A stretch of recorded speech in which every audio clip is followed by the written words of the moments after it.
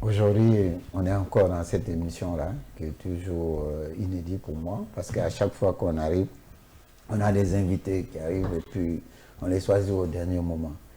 Mais ces invités, malgré qu'on les choisit au dernier moment, ils ont du contenu quand même, parce que c'est des gens qu'on connaît, bon, on les approche et ils viennent ravis aussi, parce qu'on a quand même un agenda qui est un peu rempli et on essaye de choisir des personnes qu'on pense que venant dans cette émission, ils vont apporter quelque chose de nouveau.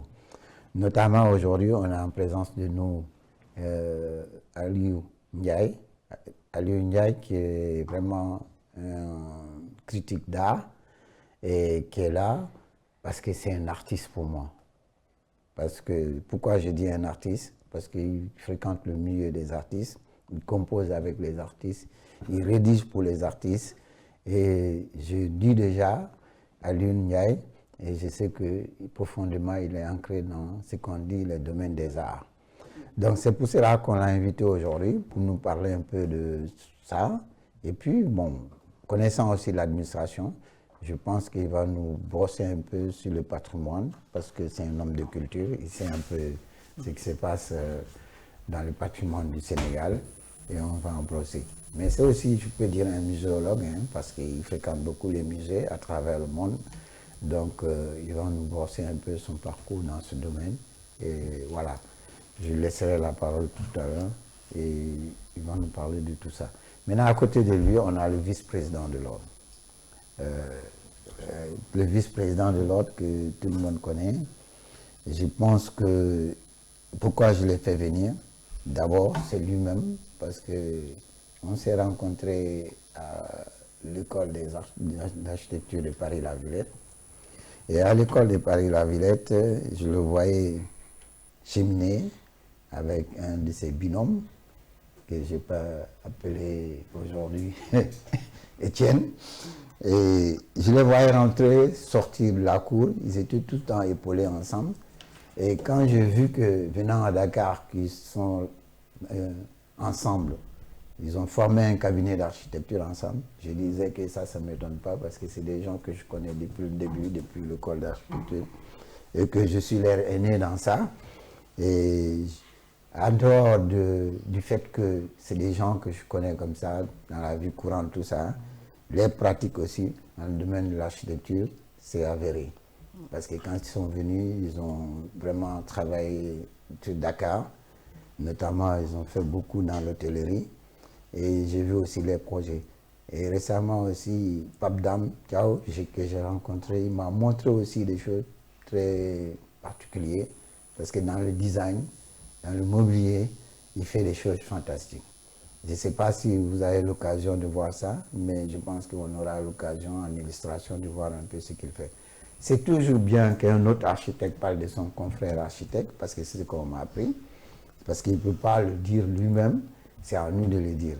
Bon, il y a des gens qui sont silencieux dans le domaine de leur intervention, mais quand même c'est visible. Donc je l'ai fait venir aussi, entre autres, en tant que vice-président de l'ordre, et qui a aussi participé très souvent à la vie de l'ordre. Lors des conseils passés précédents, il était dans le conseil. Il est ici aujourd'hui aussi pour nous parler de la vie du conseil de l'ordre. Et en dehors de ça, il y a quelque chose de majeur qui se prépare à Dakar au mois de mai. Et je pense qu'il est au cœur de ça. C'est le symposium des architectes africains. Et le symposium des architectes africains, je pense que maintenant c'est lancé depuis hier, officiellement. C'était le 13 mars. Et c'est l'État du Sénégal maintenant qui accompagne l'audace avec 5 comme Habitat qui vont quand même ensemble, tous les trois, poser cette affaire et puis aller plus loin que ce qu'on pense. Mais ce qui nous intéresse, nous, ce sont d'abord ce que le contenu du symposium par rapport aux architectes sénégalais, ce qu'ils vont proposer. En dehors de ça, je pense qu'il est au cœur aussi du Bakou, parce que ce sont l'ensemble des conseillers aujourd'hui qui ont pensé au Bakou et qui ont mis en place le Bakou. Lui, c'est un membre fondateur du Bakou. Donc c'est un grand plaisir qu'on reçoive quelqu'un aujourd'hui qui peut quand même nous développer un peu ce qu'il pense aussi de ce concept-là. Bon, comme d'habitude, hein, mon binôme, comme j'ai dit, on m'a toujours corrigé sur ça. Mon binôme qui est Aïda est vraiment présente et celle qui suscite toujours que l'émission se fasse, même si on est un peu hésitant, elle est toujours là en train de nous pousser et dire que non, il faut qu'on aille, qu'on aille. Ben, Aïda, je te passe la parole. Puis... Merci Malik. Ce que je voudrais souligner, oui, c'est vrai que je suis toujours là, je suscite, mais je voudrais aussi souligner que Malik, qui m'a invité la première fois et qui m'a choisi comme binôme, me permet de m'exprimer encore plus sur l'architecture et je trouve cela très agréable. Je vais juste rajouter par rapport à nos invités. Par rapport à Alioune, je dirais que nous aurons plaisir à l'écouter parce que non seulement il parle de l'art en général, il parle de l'art et les critiques d'art, mais il parle aussi d'architecture. Il parle, et c'est peut-être un homme de culture, mais c'est aussi un homme cultivé par rapport aux échanges que nous avons eus tout à l'heure. Nous allons l'écouter pour savoir ce qu'il pense aussi de l'architecture, parce qu'il a aussi des avis là-dessus, et nous l'écouterons avec plaisir. Pape Dame, peut-être que Malik, tu l'as connu à l'école. Moi, j'ai vu arriver Pape Dame et Étienne. Et je vais dire que la relève d'aujourd'hui, tous ces jeunes architectes qui arrivent, qu'on invite parfois sur notre... J'avais ce même émerveillement vis-à-vis de Pape Dame et de Étienne, parce qu'il y avait ce dynamisme-là, il y a cette création qui est toujours... Parce que cette création qui sort de l'architecture, qui va jusqu'au détail du design de mobilier que fait Pape Dame, c'est intéressant de le souligner et de l'écouter par rapport à cela. Merci. Bien. Maintenant, avant de rentrer dans le vif du sujet, notre cher ami Alioune Ndiaye nous amène 2 livres ici. Ce sont des livres d'Abou Sila et des livres d'architecture. Ils vont nous commenter un peu ces livres. Je pense que s'il a emmené ces livres, il a le contenu et il pourra nous en parler. Ce sont des livres qui sont écrits par un philosophe qui a enseigné l'architecture aussi.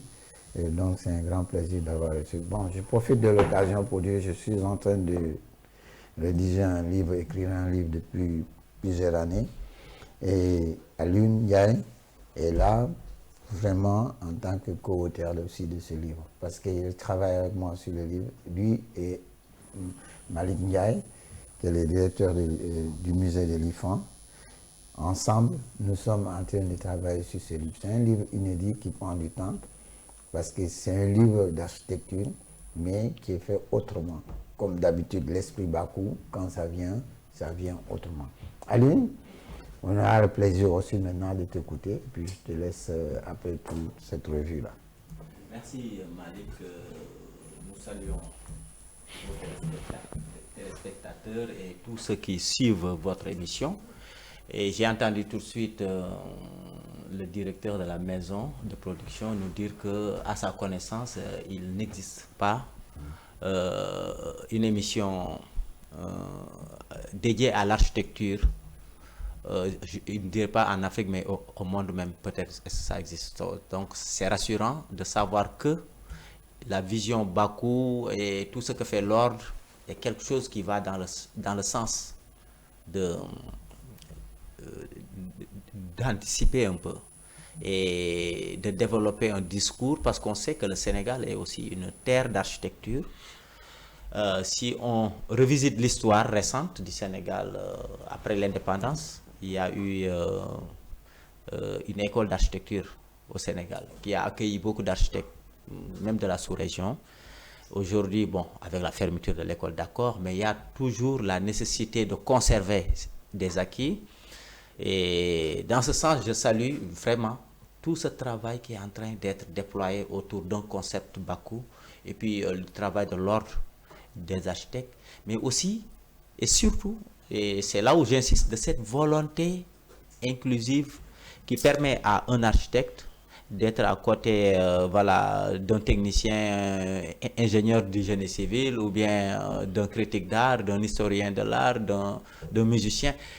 Cette transversalité qui a été créée autour de Akudak, mais vous ne pouvez pas imaginer, en tout cas moi, personnellement, c'est toujours un support sur lequel j'apprends des choses. Parce qu'en toute modestie, je suis critique d'art, c'est vrai, et je pense avoir été à la bonne école, parce qu'après une licence professionnelle en médiation culturelle à l'École nationale des arts et métiers de la culture du Sénégal, où j'ai eu comme professeur le doyen Abdou Silla, effectivement, qui a encadré mon premier travail de recherche. Et ensuite, Iba Ndiaye Diadji aussi, qui m'a initié à la critique d'art, oui, un grand monsieur, que d'ailleurs que nous allons célébrer prochainement, au mois d'avril, avec une célébration, une cérémonie d'hommage, avec un prix qu'on va remettre au nom de l'association sénégalaise des critiques d'art. Voilà. Donc ça, c'était une parenthèse que j'ouvrais. Donc je disais que on a tous ces éléments et ça nous permet de parler confortablement des arts visuels. Mais pour l'architecture, moi j'avoue que il manquait des choses, en tout cas dans nos parcours et formations en tant que voilà, des personnes sorties de ces écoles-là. Et Abdou Silla a eu à interroger la thématique de l'architecture, comme Malik l'a souligné tout de suite. Il a eu à publier un ouvrage aux éditions L'Harmattan, l'architecture sénégalaise contemporaine. On peut avoir un aperçu sur cet ouvrage, non pas comme le travail d'un critique de l'architecture, qui apporte un regard critique, c'est-à-dire un regard qui analyse et qui déconstruit, mais c'est un regard d'une approche un peu journalistique, si je peux dire. Moi, en tout cas, c'est l'impression que j'ai. Mais c'est un travail, voilà, un état des lieux. Donc, c'est un travail de recherche, c'est vrai, mais qui s'appuie sur un état des lieux et qui propose une lecture empirique un peu, mais aussi qui propose aussi deux CV, deux portraits d'architectes, des figures de l'architecture sénégalaise, que sont les doyens Cheikh Ngom et Mbacké Niang. Doyen Cheikh Ngom et Mbacké Niang. Et d'ailleurs, c'est en lisant ce livre d'Abdou Silla que j'ai appris que c'est Mbacké Niang qui a fait la villa de Moussa Fall. Par exemple, la villa Moussa Fall. Et Moussa Fall, moi, je ne le connaissais pas. C'est avec Malik que j'ai connu Moussa Fall. Malik m'a donné des plans, des choses que Moussa Fall a eu à réaliser. Il a eu à travailler avec Ndiouga Kébé, je pense. Voilà. Oui, tout des à choses. fait. Il logeait. Oui, Moussa Fall était l'architecte de Ndiouga Kébé. Voilà. C'est lui qui a fait la mosquée de Touba. C'est pour vous dire que Akudak est pour moi une plateforme d'apprentissage. Heureusement, parce que ça me permet de renforcer mes armes, bien sûr, dans un domaine qui n'est pas le mien, qui n'est pas le mien au départ, mais petit à petit, on prend du goût, on apprend. Et pour cette raison, lorsque Malik m'a dit aujourd'hui, c'est vrai, c'est le vendredi, les choses sont très serrées, on va essayer de faire une émission un peu, voilà, écoutez, mais ça valait la peine d'être là pour dire qu'il y a un travail important qui est en train de se faire, c'est-à-dire de réfléchir pour un renouveau de l'architecture, mais aussi que cette architecture-là soit pensée et repensée selon des modèles africains. Selon aussi aujourd'hui la réalité de la globalisation, on parle de l'intelligence artificielle, des technologies. Aujourd'hui, si on arrive d'avoir une architecture qui rassemble tous ces éléments, mais aussi qui associe d'autres corps qui travaillent dans l'art, que ce soit le designer, l'architecte d'intérieur, que ce soit un historien de l'art, pourquoi pas, et voilà, autant de personnes qui peuvent tourner autour de cette création. Moi, je pense qu'il y a vraiment matière à dire énormément. On peut en discuter durant toute une journée parce que c'est passionnant et puis il y a beaucoup de choses à dire. Et peut-être qu'on aura l'occasion après, sur le second tour de table, de parler de ces je vais reprendre un peu la parole avant de passer à Padam. Mais je parle un peu de Mbacké parce que Mbacké, c'est l'occasion aussi de lui rendre hommage parce que Mbacké est partout. À chaque fois, dans ce qu'on peut dire, la communication, on le voit tout ça. En l'occasion, il y a Mbacké et puis Jean-Charles. qu'on voyait régulièrement devant les chaînes de télévision ou même à l'antenne, devant les journalistes à parler. Et Mbacké, il faut le remercier parce que quand même, en tant que doyen, il a pu quand même aussi un peu rendre l'architecture touchable, c'est-à-dire la population qui ne savait pas ce que c'est qu'un architecte, quand ils entendent parler Mbacké, ils disent oui, l'architecte c'est un scientifique, l'architecte c'est un ingénieur, l'architecte c'est un tout. Effectivement, Mbacké, son domaine d'architecture, je crois que c'est ce qu'il touche. Il fait beaucoup de recherches. Il a une thématique de recherche tellement vaste que les gens sont séduits à l'entendre parler. Et je peux même lui reprocher une chose, il est tellement passionné de ça qu'il ne laisse la place à personne. Et ça, peut-être même, c'est un défaut qu'il doit corriger, mais quand même, c'est quelqu'un qu'il faut remercier pour ce qu'il a fait pour l'architecture. Et c'est un grand plaisir aussi de savoir que Abou Sila avait brossé un peu la biographie de Mbacké à travers ce livre-là, que je pense que tous les architectes doivent s'approprier, les jeunes architectes qui sont en cours d'architecture, des étudiants et tout, doivent quand même prendre ce livre et puis voir ce que c'est que Cheikh Ngom. Cheikh Ngom, lui, bon, c'est le maestro de l'architecture. C'est-à-dire Cheikh Ngom, en tant qu'ingénieur, s'est transformé en architecte, mais qui a quand même fait ses preuves, parce que beaucoup d'édifices, des grands immeubles qu'on voit à Dakar, souvent c'est l'empreinte de Cheikh Ngom. Et Cheikh Ngom aussi, parallèlement, on ne peut pas parler de Cheikh Ngom sans parler de Goudiaby. Et c'est lui rendre hommage aussi à travers Goudiaby. Mais Cheikh Ngom, ce qu'on peut lui souhaiter, c'est une meilleure santé. Actuellement, il est très souffrant. Il est en Casamance, il est dans son village. Mais je pense qu'on doit prier pour lui, qu'il se rétablisse le plus vite possible. Mais malgré tout, ses empreintes sont là. On sait qu'il a fait des choses. Et nous, ça nous sert d'apprentissage. C'est-à-dire, tout ce qu'il a fait, nous en servons comme architectes pour aller un peu plus de l'avant. C'est une architecture contemporaine, mais qui a son charme, malgré tout. Et je le félicite à travers aussi la grande mosquée de Tivaouane, dont notre confrère Malik Faye est en train de finaliser, et aussi en accord avec Cheikh Ngom.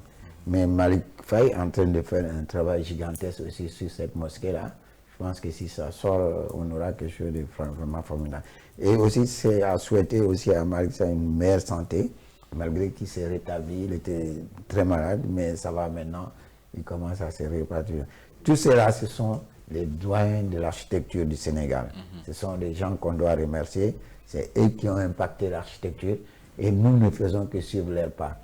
Maintenant, Pape Dame, tu as la parole. Merci Malik, merci merci Aïda, chers consoeurs, chers confrères. Merci Aline de New. Je profite de cette opportunité, de cette occasion pour vous féliciter encore une fois pour ce que vous avez pu abattre avec cette émission pour asseoir en fait bien la mission de l'Ordre des architectes par le biais du concept BACO que vous développez ici. Je me réjouis aussi de voir les quelques réalisations de M. Abdou Sila que j'ai eu la chance d'avoir comme professeur lors de mon master en art et culture.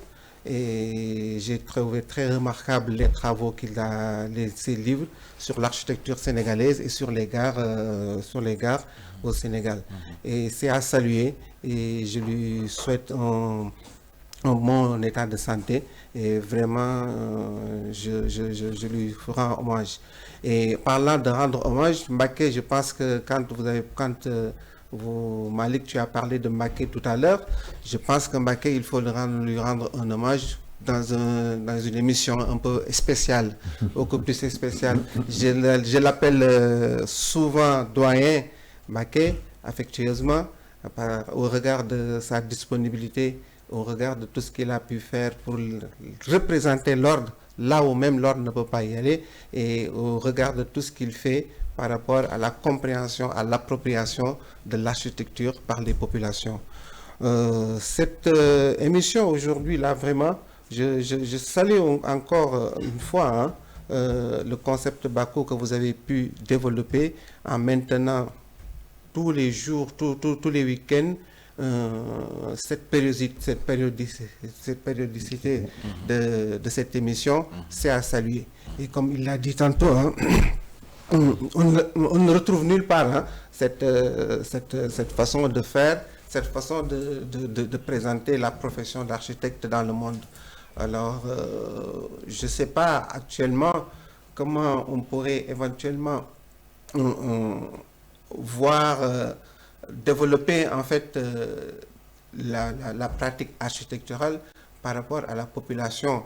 Je pose cette question, c'est un peu comment aujourd'hui l'ordre des architectes, par le biais de certaines activités, comment on va aller toucher les populations pour un peu les sensibiliser, pour qu'ils aient une meilleure compréhension de la profession d'architecture, de la profession d'architecte plutôt, et parce que c'est ça qui fera que après notre mission sera mieux comprise par les populations. Revenant aux certaines activités qui sont en vue dont Malik tu as parlé tout à l'heure, peut-être il faudra en parler soit maintenant ou bien je ne sais pas. Il faut faire un tour de table. Aujourd'hui le Conseil de l'Ordre. Okay. Bon, c'est vrai que le Conseil de l'Ordre actuel qu'on a, qui est là depuis 2004, avec Massamba Diop, Massamba Lamsa Diop. 2024 quoi.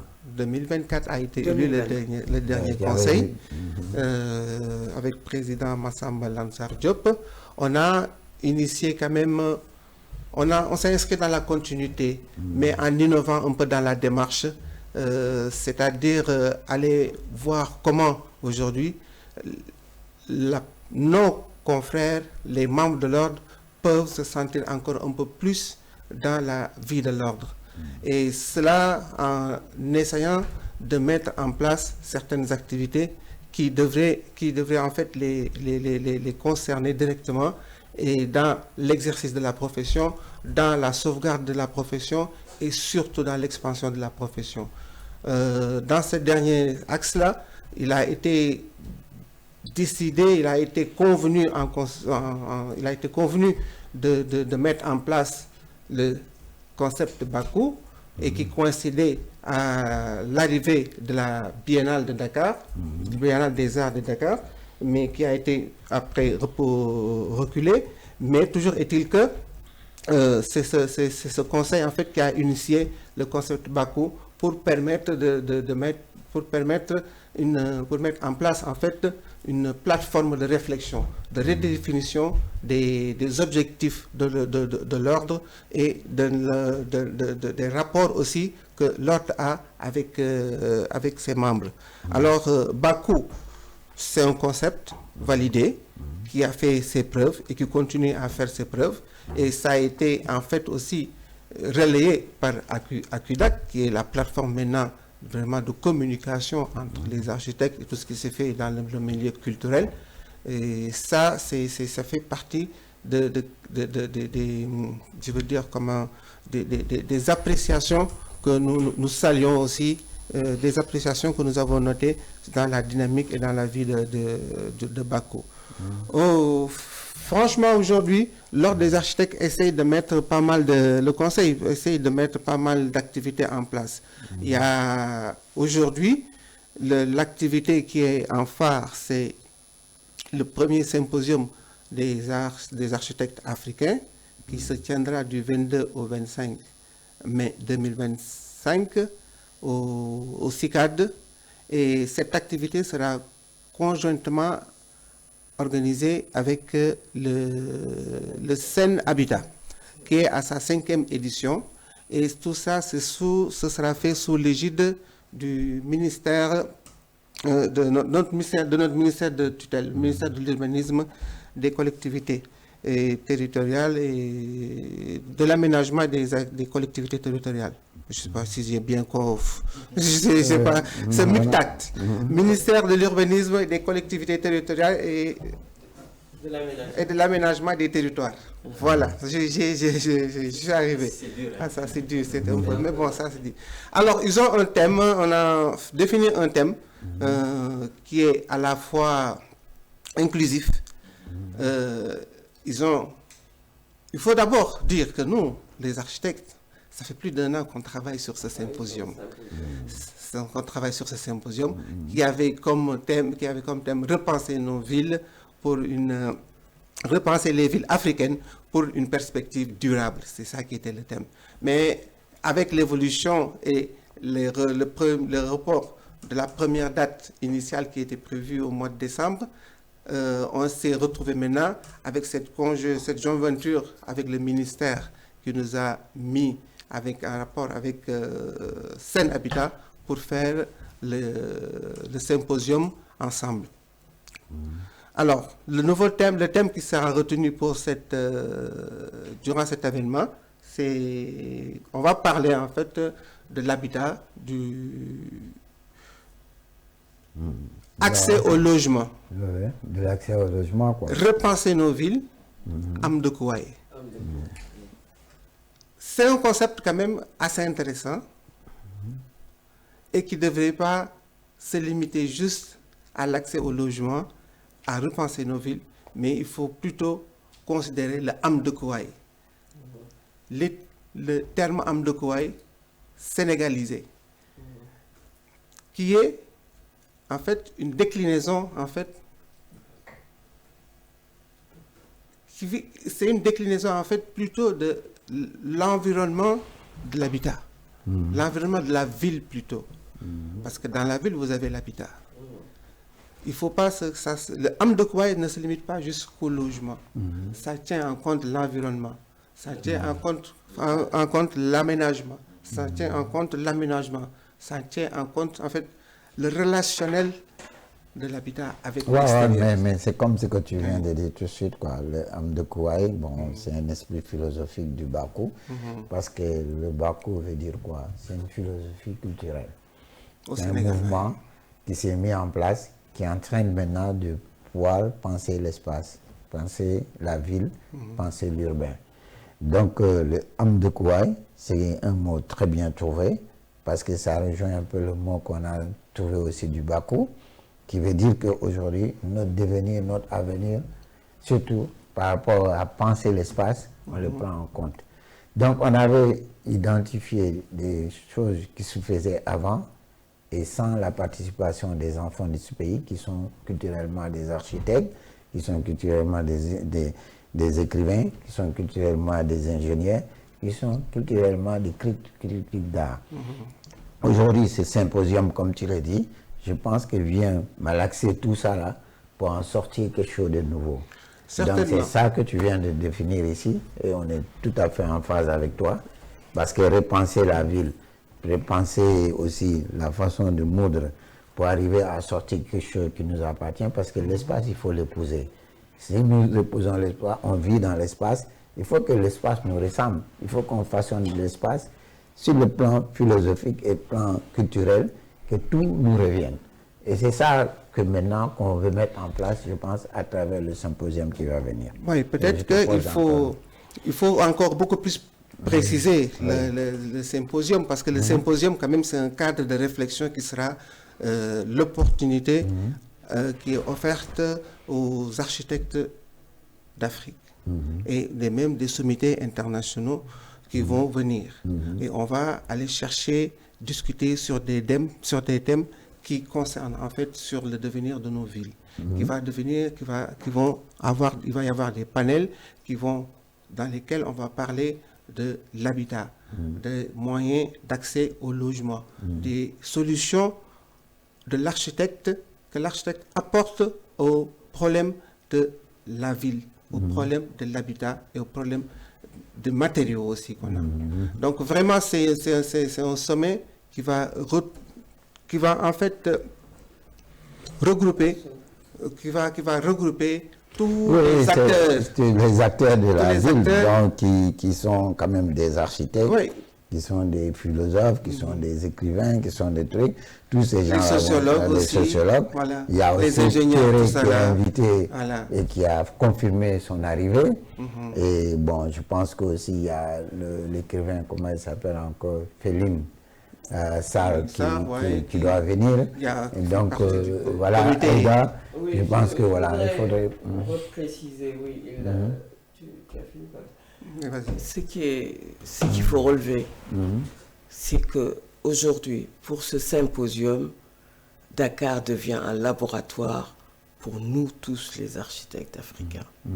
Et que tous les mots qui ne sont pas simplement à Dakar, c'est même pas des mots, c'est aujourd'hui avec le Bakou de nous dire il faut qu'on revoie notre cadre de vie, il faut qu'on s'approprie notre cadre de vie et que les espaces que nous allons créer, nous allons voir, ce sera des espaces qui sont conformes à notre mode de vie. Voilà. Et c'est là où c'est intéressant parce que ce symposium, alors après il y a un constat que effectivement ce qui se passe ici, les mots que nous avons ici, on les retrouve partout dans les autres pays, dans les autres pays africains. Et que les architectes tous à ce moment précis se disent mais comment on va faire pour repenser nos villes, c'est le cas de le dire, et comment on va faire pour trouver des matériaux de construction et tout ça qui soient adaptés à nos climats. Parce qu'il y a des changements climatiques. Donc aujourd'hui, c'est cet engouement-là, c'est ça qui est intéressant, c'est de se dire, on va réfléchir à cela. Mais ce qui est bien dans cette comme je ne vais pas l'appeler joncture, parce que c'est notre ministère de tutelle qui organise chaque année. Moi, ça fait des années que j'assiste au Sénhabitat et des questionnements sur l'habitat. Donc, voilà, aujourd'hui, tous ces questionnements, on va essayer de trouver des solutions. On va essayer de trouver des solutions et c'est le but, c'est ça qui est fantastique. Du coup, on fait un symposium, on fait Sénhabitat, on a tous nos collègues, pas africains seulement, mais des autres continents, qui vont venir et qui vont faire ces constats avec nous, qui vont essayer de trouver des solutions avec nous et qu'on va pouvoir le transmettre. C'est ça. Bon, Aline, je pense qu'il faut que tu t'intègres un peu aussi au symposium pour nous dire un peu ce que tu en penses par rapport à ce qu'on vient de dire. Voilà, vraiment, d'avoir écouté, Aïda et Pape Dame pour en avoir autant, des éléments que je considère quand même très intéressants. Effectivement, ce symposium nous parle, même si nous ne sommes pas dans le corps des architectes. Et il nous parle pourquoi? Parce que c'est à l'architecture que nous avons donné la mission de repenser nos habitats, de repenser le cadre de vie. Lorsque Pape Dame dit âme de Kouaï, moi c'est un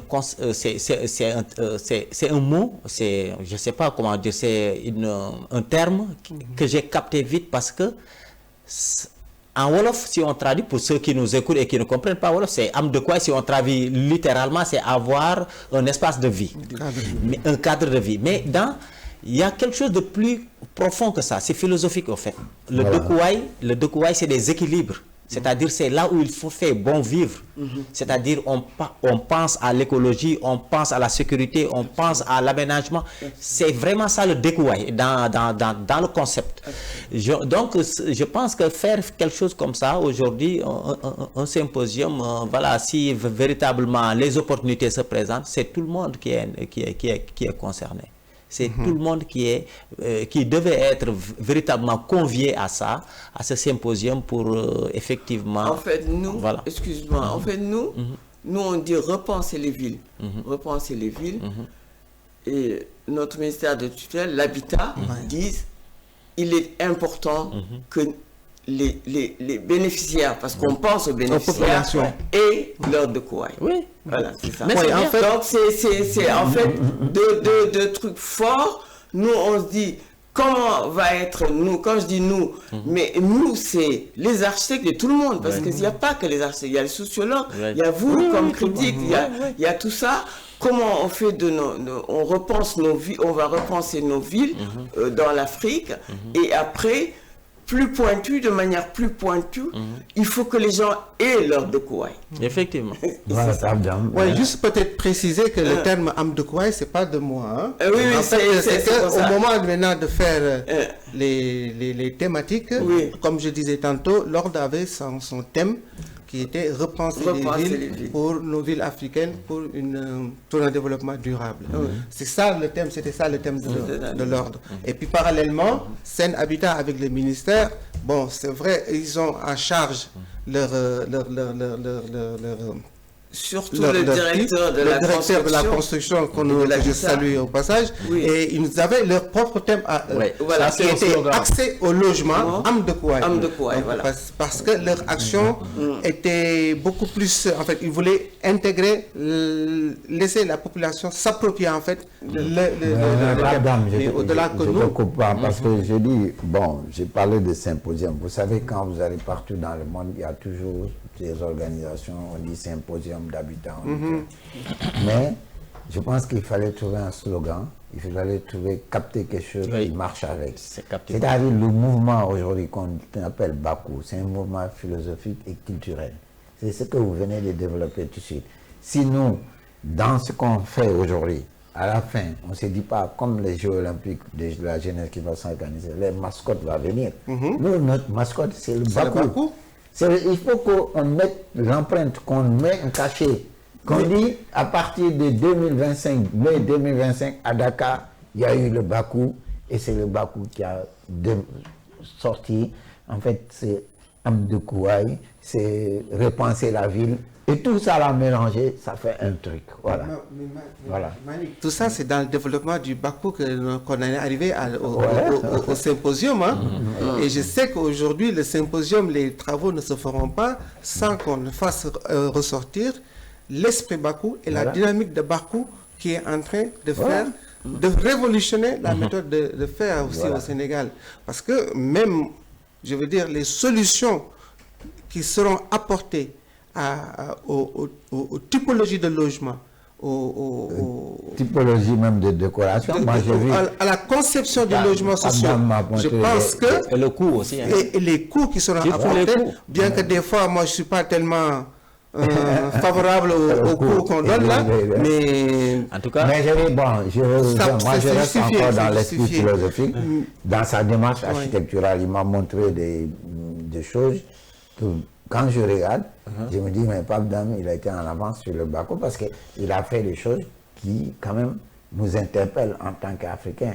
Quand on regarde, on se retrouve dedans. Ça, ce n'est pas une architecture glacée, une architecture qui n'a pas d'âme. C'est une architecture qui a une typologie parce que ça se réfère sur quelque chose et ça se colle sur ça. Et c'est ça, il faut un nouveau cachet. Il faut l'art d'habiter. Nous, on a toujours habité. Parce que l'homme, l'humain même, c'est l'humain qui a créé son espace d'habitation. Même dans l'art d'habiter, là, moi je retrouve le Amdekouaï, c'est un concept très... C'est une notion très forte, hein, ça m'est resté tellement... Parce que ça englobe beaucoup de choses. Ça englobe beaucoup de choses. C'est ça le mot. C'est-à-dire il faut aujourd'hui, culturellement, qu'on ait quelque chose de fort. Dans ce cas, on va dire Bakou Amdekouaï. Bakou, c'est le Bakou. Amdekouaï, c'est des thématiques. C'est des thématiques. C'est un événementiel. C'est un événementiel qui va passer, mais le slogan, je dis, de l'événementiel est fort. C'est un slogan très fort. Parce que c'est Moussa. Bon, il faut le rendre hommage aussi. Oui, c'est bien. Moussa, je le connaissais même avant qu'il soit directeur, parce que son père, on se fréquente depuis très longtemps. C'est un grand artiste, Moussa Tine, dont Senghor même s'est approprié beaucoup de ses œuvres. Quand vous allez au musée de Senghor, là, sur la corniche, vous verrez des œuvres du père de Moussa Tine. Mais Moussa lui-même, avant qu'il soit nommé au truc, il était en France, à Nancy, donc il faisait de l'architecture, après il s'est installé tout seul. Mais quand il est venu me voir, et puis tout de suite, on s'est entendu sur plein de choses. On avait les mêmes démarches, les mêmes approches. Mais j'ai vu que aussi, il va très loin. Parce qu'il pense à sa ville, il pense comment recomposer la ville. C'est pour ça tout à l'heure, quand on me disait, on a trouvé que vraiment il est dans l'affaire, il est dedans, il est truc. J'ai dit, ça ne m'étonne pas. Parce que lui, quand il plonge, quoi. Donc, quand il a trouvé le truc, Amdekouaï, ça, c'est quelque chose de bien pensé. Parce qu'il faut penser d'abord que tout ce qu'on fait, ça va, c'est pour d'autres. C'est pas pour nous personnellement. Parce qu'on dit, le cordonnier, il est mal chaussé. C'est vrai. Quand tu regardes un cordonnier, tu regardes tes chaussures, tu te dis, par exemple, tu te fais lui le cordonnier, quoi. C'est l'architecte. Nous, les architectes, on réfléchit tout le temps pour les autres, mais on ne réfléchit pas pour nous. Et le Amdekouaï, c'est déjà un concept assez fort, parce que c'est l'architecte ou le directeur de la construction, l'État qui dit Amdekouaï. C'est-à-dire qu'ils sont mis en marche et ils disent à l'autre Amdekouaï. C'est comme si eux-mêmes, ils pensent qu'ils sont dans l'obligation de Woutel de Kouaï. C'est ça. C'est ça. Mais c'est ça que je veux dire. C'est ça aussi. C'est la finalité de nos actions. En fait. Leur politique, nous, notre mission, c'est que la finalité, c'est que c'est destiné à la population. C'est pour ça que ça a été très facile de s'entendre sur le développement du thème là. Moi, je pense que même Bounou Wahé, on s'exprime peut-être en français, mais Amdekouaï bi war nañ ko traduire si Wolof. mooy Wolof la. war nañoo wax non. c'est-à-dire le développer dans Wolof. Ok. C'est-à-dire bu ñuy wax nii. nit ñi duñu comprendre. mais dafa fort tellement. expliquer lu mu ëmb. lu mu ëmb. yow Pape Dame. war nga tey toog wax ko sax. pour que ñëpp comprendre ko. gis nga tey nii bu ñuy waxee waxu Amdekouaï. lu yaatu la.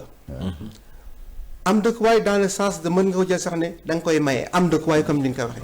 Amdekouaï. voilà Amdekouaï maye quoi. et ci beneen sens bi mën nañ comprendre Amdekouaï yi nga xam ne loo xamante ne da nga koy jëriñoo. mu nekk fi ngay dëkk yow ak sa njaboot. voilà Amdekouaï mën nga xam ne jàpp ne day du limité wu rek sa dëkk sa kër fi mu yem. mais dafay génn xool nan la ñuy defaree li nekk sa diggante yow ak sa dëkkandoo. voilà. et puis yow ak sa dëkkandoo nan ngeen di dundee ci benn dëkk. boo xamante ne. dañ koo defar ba mu méngoog seen bëgg-bëgg. ba mu méngoog seen li ngeen war a dox suba ak ngoon. ba mu méngoog seen li ngeen soxla pour dund. seen li ngeen soxla pour dund. moom mooy partie bi nga xamante ne day càmbar li nga fa nekk comme jumtuwaay. jaba ba.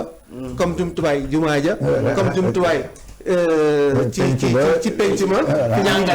jàngalekaay bi fi nit ñi aussi di toog di féexloo. ak aussi. ñi nga xamante ne. dañ ci xalaataale itamit. nan lañ cay yokkee. nan lañ koy yokkee. demee wala lan la ñuy xoolee itamit. liñ ko defaree. am dëkkuwaay boo xamante ne. doo soxla. courant bi. doo soxla sax seen rek wala doo soxla beneen société. nga koy pour mën a dund. ba nga xam ne da ngay xalaat li ngay defaree. parce que naaj bi ak lépp mën na la jox. mu ngi noonu lampe mën na li la nga soxla yëpp. c'est bien pas bien Aïda, qu'est-ce que tu penses? non traduire ko rek en français. En français pour. Il a dit des choses très intéressantes. Oui, en wolof, mais si on fait pour les autres qui suivent. Il faut que les autres, j'avais bien envie de continuer en wolof. un peu en wolof. ni ka xam nga bu njëkk ba. bu nu suñu dëkkuwaay. fan daan dëkk. parce que dañ koy wax toujours nee nañ sa dëkkandoo. mooy sa famille sax. parce que boo dëkkee fenn. man sama papa daf ma jàngal ne daf ñu jàngal boo xasee ba dëkk fenn. fu bees. li ngay njëkk a def. mooy dem seeti sa dëkkandoo yëpp nuyu la. ndax yéen a nekk. yenn saay sax sa famille yi la gën a jege dul nekk yow mais sa dëkkandoo yi ngay nekk. léegi xalaat bi. ak ni ñu ko waxee bàkkox yëpp mooy xool comme dafa am day am ay changement ci façon yi ñuy dëkkee ñun bu ñu delluwaatee ci regroupé ci booloo ñun ñëpp fu ñuy dëkkee ak naka lañ fay toogee ak foo xam ne du soxla ngay jóge foofu di dem feneen di nga fa mën a dëkk bu neex sa dëkk fax sa njaboot yow sa dëkkandoo yéen yëpp ngeen am li ngeen bëgg yëpp nekk ci je crois que Pape Dame l'a dit ce qui est important. non mais balaa ngaa dem si loolu xam nga wàllu. waaw yow lu la sa papa wax. de wàllu. waaw ki lay njëkk a wàllu mooy. ki dëkk sa wet. du sa mbokk mi nekk. non mi nekk wala mbokk mi fële la sori. mais ki nga xam ni moo la jege bu dara dalee rek. moom ngay njëkk a gis. loolu tax am dëkkuwaay boobu. voilà dafa am importance. voilà. te noonu lañ doon dëkkee noonu lañ doon dëkkee noonu lañ dafa développé benn affaire boo xam ni man li ma gis si loolu mooy ñun on a si biti lañ nekk waaw parce que ñu ngi déjà si biir dëkk waaw ñu gis ñeneen ñu ni il faut ñu am dëkkuwaay dëkkuwaay il faut que ñu nekk benn waaw ñun ñëpp nga xam ni bu ñu nekkee benn ñun ñëpp dañ siy gis suñu bopp suñu bopp. Voilà, c'est ça vraiment la tradition. Voilà, en fait, ce que je veux dire, je vais parler. Ce que Pape Dame vient de dire, c'est qu'avant, on avait des concessions. Voilà. On était regroupés. Donc, à un moment maintenant, on est un peu dans l'idée d'individualiser. Mais cette individualité, il faudrait le repenser un peu mieux, les espaces. Il faut repenser un peu mieux les espaces qui nous faciliteraient la vie, qui rendraient le cadre de vie mieux. Et ce que Pape Dame a essayé de dire aussi, c'est que on va faire de telle sorte que, par rapport à l'électricité, c'est-à-dire on aura toutes les possibilités d'avoir ces nouveautés, en fait, ces nouveautés, tout ça dans la manière d'habiter et qui soit dans un cadre que nous n'aurons pas besoin de nous approprier, c'est adapté à notre mode de vie. Voilà, c'est ça qui est. Maintenant, pour revenir sur ça, j'ai parlé de Pape Dame parce que à chaque fois, quand on entamait l'émission, on a parlé de Lebou. Il dit man Lebou là. Et le Lebou, en fait, a ça dans la tête depuis très longtemps. Oui. Le Lebou vit ensemble. Oui. Le Lebou vit dans des espaces où ils sont tous regroupés. Absolument. Moi, j'ai un ami, j'ai dit Lebou bi yow booy wax boo tegee sa fenêtre ni mën nga nuyu sa voisin. Parce que amu leen lu leen séparé. Mu ne ma non, Marie, je vais te dire, ñun on a toujours vécu comme ça. Mes aïeux, tout ça, ils ont vécu comme ça. Maintenant, ñun, est-ce que l'architecte aujourd'hui, avec le Bakou dañuy ñëw ne dañuy effacer loolu yëpp? Non. Bakou ne dafay dem puiser wu foofu. Il va chercher dans la source. Après, essayer maintenant de structurer ko. Voilà. Loolu mooy li Pape Dame doon wax. loolu repenser le modèle ngeen wax. Maintenant l'architecte mooy trouver nga xam ni mooy ñëw structurer pour génne mais tout en gardant l'esprit. Voilà, parce que esprit bi il faut ñu jël ce qui était à la base. Voilà, c'est ça. Léegi waaw léegi. Non, je pense que effectivement moi je pense que c'est des choses très intéressantes parce que man aussi. En dehors que dama bëri ay casquettes, peut-être je suis membre d'une association de critique d'art comme vous le savez, mais je suis aussi chef division musée et patrimoine culturel. Donc su ma ñëwee ci côté boobu par exemple direction du patrimoine culturel tey beneen division bi nga xam ne mooy liggéey ci sites et monuments historiques. Mais aujourd'hui tey architecture aussi foofu tamit dafa dugg parce que l'architecture traditionnelle tey nous essayons d'y travailler. Par exemple dossier bi ñi nga xam ne ñi ngi ci liggéey fi mu nekk nii fi may wax ni à la direction du patrimoine c'est un dossier qui était sur la liste indicative li ñuy wax la liste indicative de l'UNESCO mooy ñi nga xam ne ñoo ngi ci salle d'attente bi maanaam antichambre pour dugg ci liste internationale bi pour ñu reconnaître ko. Alors mais pour dugg ci liste bi il faut que am ay critères yoo xam ne dañ koy valider c'est que la case à impluvium de la basse Casamance nous voulons en faire une inscription. ñoo ngi ci liggéey bu baax a baax et puis voilà le directeur du patrimoine ak ki nga xam ne mooy responsable division boobu dem nañ sur le terrain récemment def ay mission xool ils ont documenté les choses ils sont revenus encore mais voilà loolu bi ñu ko inscrire ci liste indicative beeg tey bi ngi bëgg a yàgg 2008 la woon xaw ma 2005 mais instant bi aujourd'hui par exemple le musée des civilisations noires bi ñu am Le bâtiment du musée des civilisations noires s'est inspiré de cette case à impluvium. Donc, c'est une architecture aussi qui nous parle. C'est un peu dans ce sens que je comprends la thématique du symposium c'est-à-dire repenser des modèles à partir du patrimoine culturel, à partir de nos héritages, c'est-à-dire que nous def rupture ci li fi nekkoon, mais dañ koy conserver, mais xool naka lañ ko améliorer. Et ça, je pense que y a que les architectes qui pourront le faire, parce que tey boo xoolee musée des civilisations noires, c'est pas totalement une case à impluvium, mais c'est un modèle qui te fait penser à la case à impluvium. Dès lors que nga ñëw ci digg bi fekk fa le grand hall là où c'est exposé, tu vois, avec la forme circulaire et tout ça. Donc bi ñu gën a améliorer ñoom selon leur sensibilité ak seeni possibilités voilà architecturales, seen dessin. Moi je pense que c'est un art vraiment qui, voilà, même qui nous permet de vivre. Je reviens un peu sur le fait que tu m'as dit que tu es le directeur chargé des musées, des trucs comme ça. Mais je profite de l'occasion, il y a Abdoulaye Bala Ndiaye, qui est le directeur de l'IFAN, qui m'a envoyé un mot en me rendant hommage par rapport à l'article qu'a écrit le journaliste. Je suis en train de recevoir le mot et je suis content parce que je suis membre du conseil d'administration de l'IFAN. Bon, il m'a nommé depuis quelque temps là-bas, mais je pense qu'aussi, pourquoi je reviens sur cet aspect-là, en tant que directeur du musée et travaillant aussi avec l'IFAN, tout ça, moi je pense que c'est des choses qu'il faut quand même conserver et doter des moyens. Parce que l'IFAN, quand vous regardez ce qui se passe, je pense qu'ils n'ont pas de moyens. Et les budgets qu'ils ont, depuis chez Anta, ce sont des domaines qu'on doit renforcer. Tout ce qu'on est en train de parler, c'est l'aspect philosophique. C'est ça que Pape Dam dit, ou Aïda, ou toi. Si les moyens ne viennent pas. Nous sommes en train de repenser notre ville.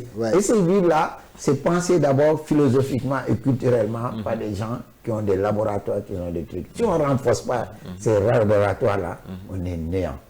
Et ça, moi, je profite de l'occasion pour dire le nouveau gouvernement qui s'est installé, il faut qu'il prenne en compte cette culture et voir aussi comment, IFAN, on peut rénover ça pour que ça soit vraiment quelque chose qui nous appartient et que la fierté du Sénégal. Oui, en fait, je vais rebondir juste sur ce que tu viens de terminer là, parce que ça montre en fait l'état de la recherche, le niveau d'investissement dans la recherche, dans tous les secteurs quand même.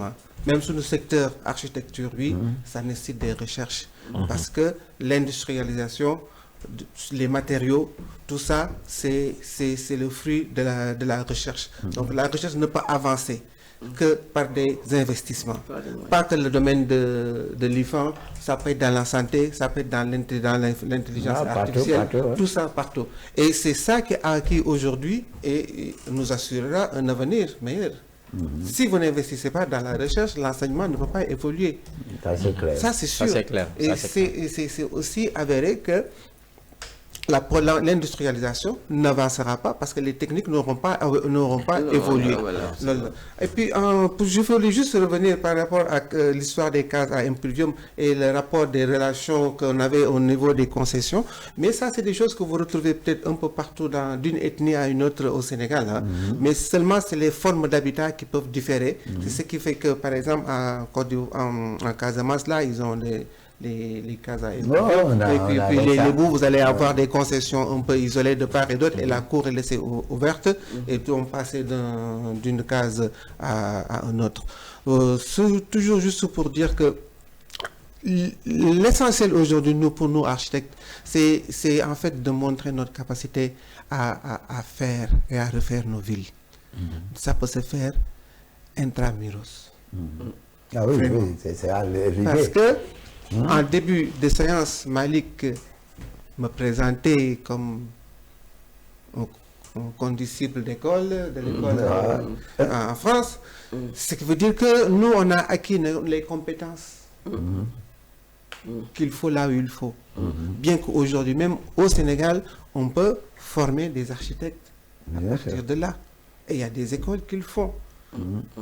Donc, vraiment, aujourd'hui, ce qu'il y a un peu, il faut plaidoyer dans cette inclusion des professionnels. locaux. Ça, c'est bien. Dans la façon de faire nos villes. C'est important. On ne peut pas faire le Sénégal sans l'expertise sénégalaise. Bon, Alioune, je voulais revenir sur le cas des musées. Moi, je déplore un peu l'état des musées au Sénégal. Surtout, je n'ai pas encore vu, en vrai sens, ce qu'on appelle un musée. À partir du moment où que tu es dans ce domaine, j'aimerais quand même que tu nous dises le pourquoi et le constat de ce que je viens de dire, si c'est avéré ou non. Voilà. Alors, je vais vraiment dire les choses parce que je pense que pour les musées, tu touches une question très centrale, je veux dire, récemment avec la célébration de la Journée internationale des musées ou quelque chose comme ça. Les médias m'ont posé la question, à savoir, voilà, sur les musées, où est-ce que nous en sommes? Et j'ai résumé, en résumé aujourd'hui, vous allez à d'abord au ministère en charge de la culture, c'est-à-dire jeunesse, devenu jeunesse et sport culture. Vous avez la direction du patrimoine. À l'intérieur de la direction du patrimoine, il y a une division qui s'occupe des musées, c'est la mienne. Et à l'intérieur de cette division, nous avons essayé de faire le travail, au moins, pas d'inventaire, mais au moins de répertorier. Parce qu'à un certain moment, il y avait ce répertoire avec le WAMP, un programme qui s'appelait le WAMP, le West African Museum Programme. Alors, depuis que le WAMP a cessé d'exister, il y en avait un peu, voilà, des ballottages, quoi, des vides, ça arrive souvent. Et puis on s'est dit, on va revoir les choses. Aujourd'hui, le dernier travail pour essayer de recenser, parce que nous n'avons pas la prérogative, par exemple, de pouvoir gérer le musée de Malick Mbow, qui ouvre son musée privé, par exemple. Tout ce qu'on fait, c'est de collaborer avec lui, d'essayer d'apporter quelque chose pour faire avancer son projet, si nous en avons bien sûr voilà, les moyens par rapport aux sollicitations que le porteur du projet de musée a. Maintenant, d'autre part, il y a des musées qui appartiennent à l'État du Sénégal. Donc ça aussi, c'est des musées qui sont dans le giron du ministère en charge de la culture. Par exemple, le musée de Thiès, le musée régional, le musée des civilisations noires. Le musée de Thiès, le musée régional Oui. Que j'ai réhabilité. Ah, voilà. Un magnifique bâtiment. Un magnifique bâtiment. Et vous savez que le BDK, oui. C'était le théâtre et le musée à l'époque. Où ça? BDK, le bâtiment qui est sur qui a la place de l'indépendance. En tant que muséologue, voilà, toi tu savais que... Non, nous l'avons appris la semaine dernière. Il faut regarder sur Akidag, écoute nos émissions. Et quelqu'un est venu ici, il nous a fait comprendre que Mbalo Québec. Il nous a dit c'est là où il y avait l'école des arts. Il y avait l'école des arts. Les écoles des arts étaient en bas et en haut il y avait le théâtre de... Voilà, c'est là-bas où on... Non, là-bas moi je sais que j'ai eu info comme il y avait la Société nationale de recouvrement. Ça c'est après. Oui, mais c'est vrai, si moi je dis c'est vrai, pourquoi? Parce que l'architecture du bâtiment ne fait que rappeler ça. Parce que nous, on s'est posé la question en tant qu'architecte, tous les architectes, pourquoi ce bâtiment a été conçu comme ça? Parce qu'il y avait une histoire. Effectivement. Et vous qui êtes dans le musée là, je pense que vous devez avoir cette approche historique pour savoir le patrimoine existant. J'allais déjà développer dans ce sens, parce que j'allais dire que tout simplement qu'aujourd'hui, et c'est un peu quelque chose quand même qui nous, je dirais pas qui nous rattrape, mais c'est un héritage que nous avons trouvé ici. C'est quoi? Que c'est le système qui fonctionne pour valoriser le patrimoine, mais sans pour autant véritablement mettre les moyens qu'il faut.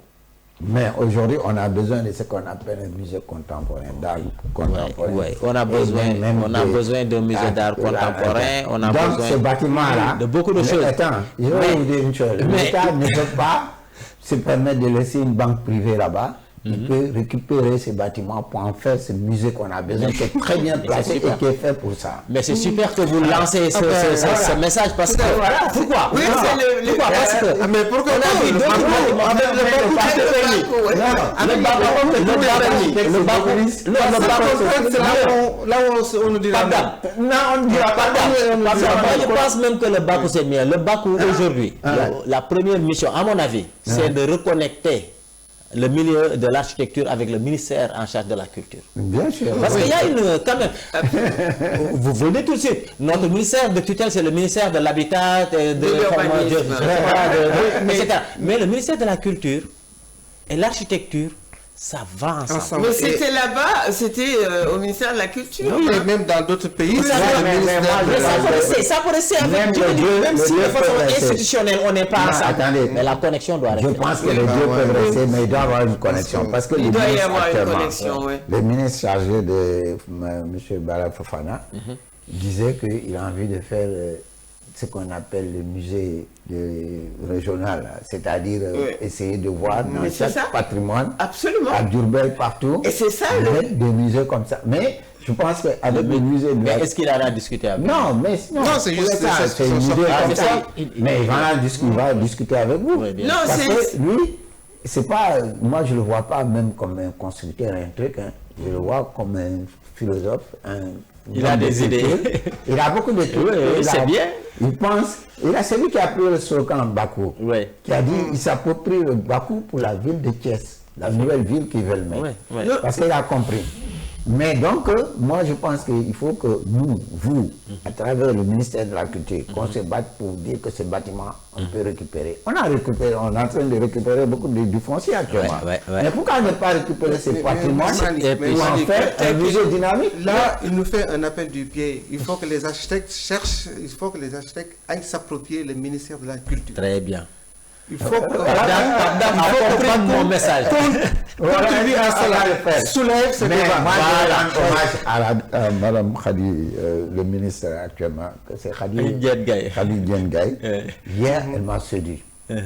Parce qu'elle a une approche par rapport au lancement du musée de Serigne Touba, et que moi j'ai vu une talibé, quoi. Oui, c'était une belle cérémonie. C'est-à-dire une talibé qui parle au-delà même de ce qu'on venait faire.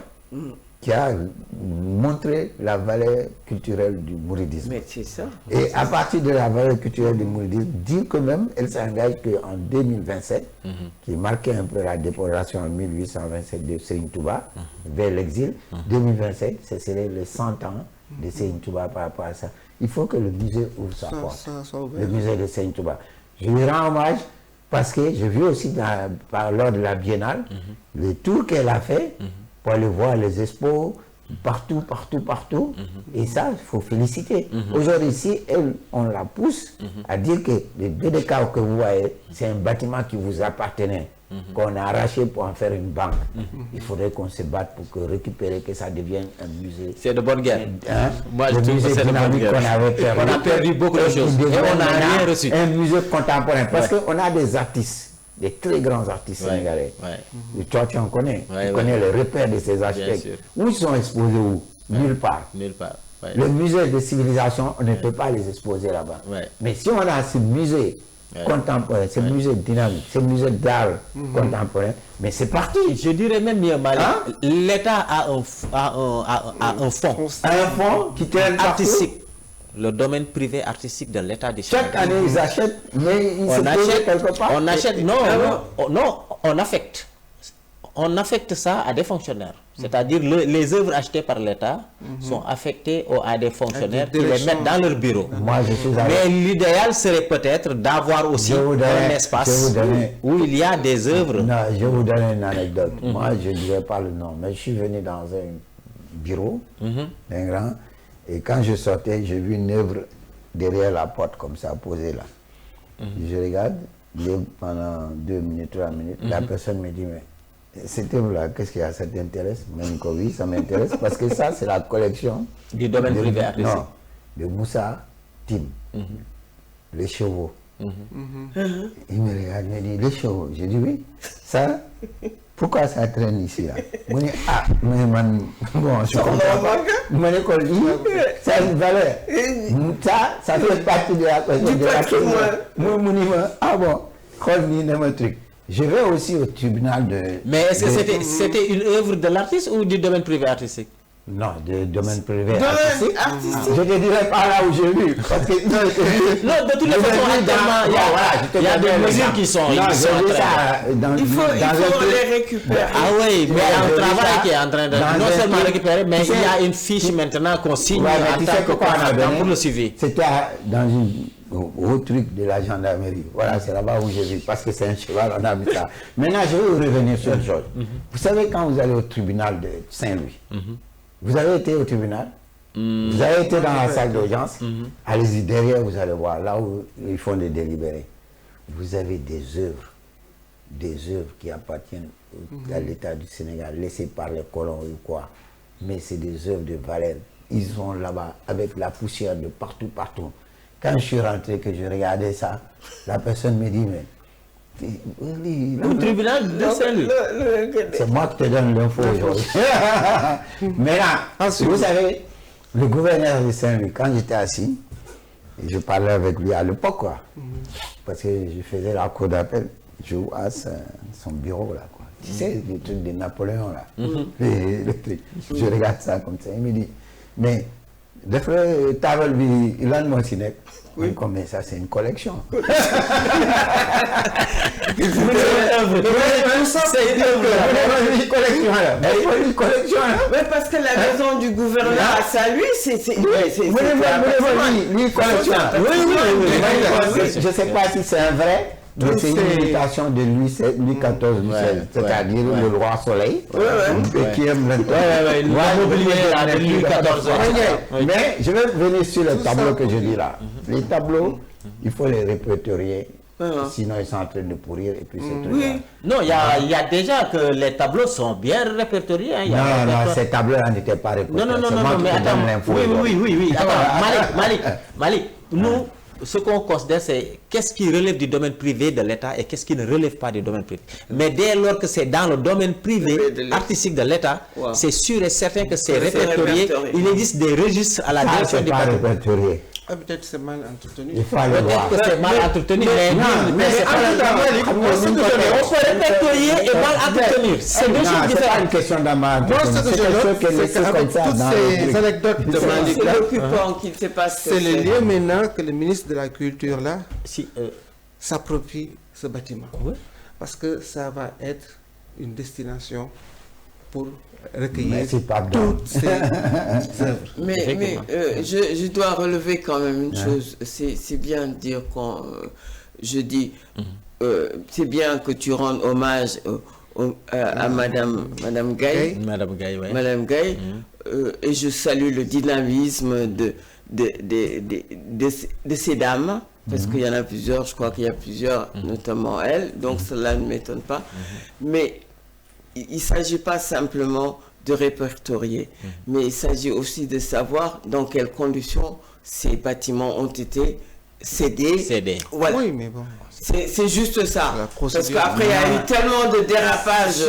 On a vu récemment le rapport de la Cour des comptes, avec cette sociépage, je ne sais pas. Non, c'est compliqué, le foncier. Vous savez plus mieux que moi d'ailleurs, vous y travaillez. En plus, ce bâtiment, tu vois, ils l'ont divisé. Parce qu'il y a une partie que je n'ai pas compris d'ailleurs qu'est-ce que la Société Générale fait dans un coin là-bas, avant la maison des élus. Donc c'est tout cet ensemble-là.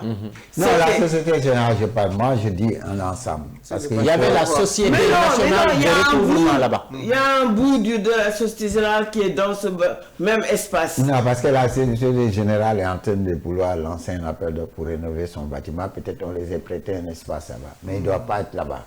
Deuxièmement, ce qu'il faut savoir, un pays a besoin de références. Les gens ne savent pas, peut-être ils ne le savent pas. Mais nous, on ne le savait même pas. Mais nous, on s'est posé des questions en tant qu'architecte. Pourquoi cette architecture-là Mbaro Kébé, qui a grandi enfant, disait que l'école des arts était un endroit où il y a le truc BDK à l'Antia. J'ai dit, ah bon? Toi, le mystère qui existait, tu viens de percer ça. Je viens de comprendre que cette architecture-là, c'était fait pour héberger un bâtiment d'art, des trucs comme ça. Aujourd'hui, le musée est dynamique. Mais ce n'est pas la cour d'appel. Quand vous rentrez là-bas, vous savez que ça, c'est un musée. Mais aujourd'hui aussi, ce bâtiment qu'on a donné à d'autres, on peut aussi En tout cas, pour moi, c'est bien situé. C'est pour vraiment représenter un musée. J'ai consulté, j'avoue qu'au cours de tout ce que j'ai eu à faire comme travaux, j'ai consulté parfois beaucoup de documents sur un peu l'histoire des arts contemporains du Sénégal.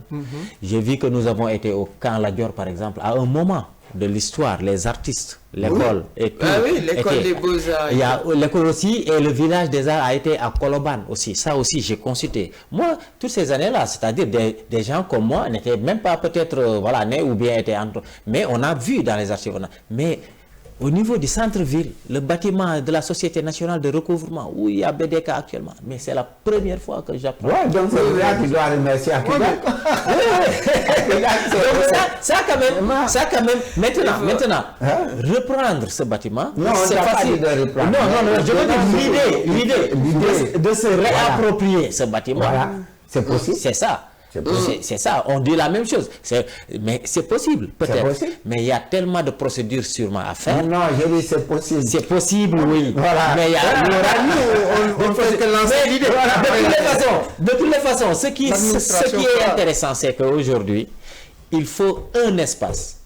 Et ça, quand même, c'est clair. Il faut un espace physique, je dis bien. Voilà, pour faire un musée contemporain. Pour contenir un musée contemporain, mais aussi accueillir le domaine privé artistique de Mais c'est ça, quand on fait un musée partie, parce que contemporain. notre partie peut être, bien sûr, continuer à être affectée dans des... Mais je voudrais juste poser une question. Les cinémas, qui c'est qui les gère, les cinémas? Parce que le cinéma, le Paris, c'est vraiment un poignard de deux, parce que qui a été détruit, Ça, c'est le cas de dire, société privée. et qu'il n'y a rien dedans. C'est pas dans le giron de l'État, ça. C'est comme Ouais, c'est le cinéma, c'est pour les privés, quoi. Donc le terrain leur appartient. Ouais, le terrain leur appartient. Je pense qu'il y avait une société qui s'appelle CFAO, quelque chose comme ça, qui gérait ça. Je reviens sur Pape Dame. Pape Dame, bon, voilà, tu nous as un peu développé sur le symposium, c'est bien. Nous, on pense que bon, c'est une chose qu'il faut faire. Mais par exemple, quand tu es venu un peu ici à Dakar, tu as vu que l'architecture, depuis le temps que tu es arrivé maintenant, comment tu vois l'évolution de cette architecture contemporaine actuellement au Sénégal, surtout à Dakar précisément? Bon, disons que ça fait quand même 20 ans. Après 20 ans de pratique comme ça, on se rend compte qu'il y a des choses qui se sont faites à Dakar. Et je sais qu'aujourd'hui, il y a une prise de conscience. C'est ça qui est notable. Cette remise en question de la façon de faire. C'est très important. Que nous, Sénégalais, qu'on parvienne maintenant à convaincre nos maîtres d'ouvrage que c'est dans cette direction qu'il faut aller. D'accord. C'est dommage, des fois, on tombe sur des réalisations, on se dit et on se questionne, waouh, mais ça sort d'où? Mais ce qui me rend heureux, c'est que quand on va se développer un autre projet à côté, ça prend tout le contre-pied de ce type de modèle. Voilà, c'est ça. Ce qui fait que, ce qui me réconforte dans ma pensée, qu'on est en train de se remettre en question. Et c'est très important. Et aujourd'hui aussi, on n'a pas le choix, vu le développement, l'orientation, les problèmes les problèmes climatiques qu'on a, et le rôle que doit jouer aujourd'hui l'Afrique dans l'avenir du monde, et que l'Afrique soit la terre à faire, en fait, le continent à faire. Et tous les problèmes qu'on a connus dans les pays du Nord, on n'a pas le choix. On est obligé de tenir compte de ces problématiques et d'aller dans la direction de faire les choses à l'africaine, je vais dire, si je veux dire. D'accord. À l'africaine, c'est faire comme nous savons faire, comme on avait l'habitude de faire. Et pour, en fait, je vais peut-être terminer là-dessus, par rapport aux réalisations architecturales que nous rencontrons aussi, il faut saluer aussi, il y a des projets qui prennent en compte les matériaux tels que la terre cuite.